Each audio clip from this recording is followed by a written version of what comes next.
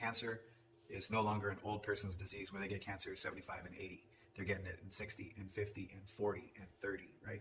So cancer is just moving down into younger people. And that's because the food that we're eating and the stuff that we're drinking has more toxicity in it now than it did 20, 30, 40 years ago. So we're just getting poisoned quicker, okay? And originally, before I started my treatment, I was like, I'm gonna help other people and I'm gonna spread the word and I'm gonna talk about my experiences. After I went through the first chemo and the second chemo and the third chemo, I don't want to talk about it. It's hard. From all the information I've been learning, there's two types of ways to get cancer. One is hereditary, and the other one is through environmental exposure, whether it's what you eat or what you drink or what you smoke or what drugs you do or toxic things that you come into contact with, whether it's fumes at the gas station or whatever, right? We already got that. So what is the most important information I want to get out to you in this video, right?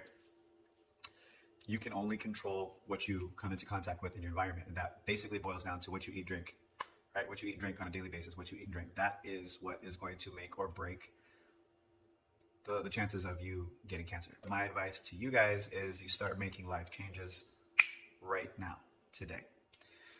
So with all that research that I've been doing, hearing about different treatments and wellness centers and all of that stuff is great.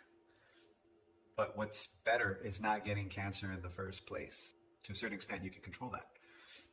And without getting into the politics of what I consider to be a huge conflict of interest, I'm just going to give you the answers right now. There are basically 5 options for you to choose from, 1 being the best and the 5th being the absolute worst. So let's start with the best, which would be the hardest solution, is you grow your own fruits and vegetables in your backyard. If you can't grow your own fruits and vegetables in your backyard, then you're relying on somebody else to grow it for you. And the second solution, which is much easier than the first solution, is going to be farmers markets. Go to the farmers markets, go buy your food locally grown at the farmers markets where they don't have to pack those fruits and vegetables with preservatives and the stuff comes to you fresh. So if you can't do that, if you can't go to farmers markets, which you should be able to go to farmers markets, but if you can't grow your own food, can't go to farmers markets, then at least buy all organic stuff at the grocery store. Just pay the extra 50 cents, pay the extra $2, buy the organic, don't be cheap, okay? Buy the organic stuff at the grocery store. That's number 3. If you can't buy the organic stuff, number 3, then buy the regular stuff, but it's been sprayed. It's been sprayed with some pesticides. There's a reason why that fruit looks beautiful. There's a reason why it's so big and round and plump and looking juicy. It's been treated with chemicals. That's not a good idea for you to eat, but that is number 4. The worst thing you can do is go through the drive-thru. Fast food, places where the stuff's been frozen. So if you know of places that are preparing food that hasn't been frozen, let's say In-N-Out, then fine, go to In-N-Out.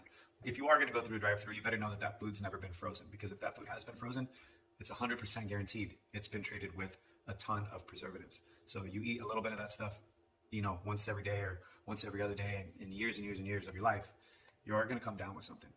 Now, into the politics of this, it's very interesting. And here's my real quick example. If you parked your car in a parking lot to go into a grocery store, if every time you went into the grocery store, you came out and you had a nail in your tire, and across the street were guys that were waving at you, were like, hey, we're gonna charge you to fix your tire, I'd be starting to get suspicious. Well, there's a Food and Drug Administration that approves the food that we eat that's toxic, and that approves the drug that you take to keep you alive.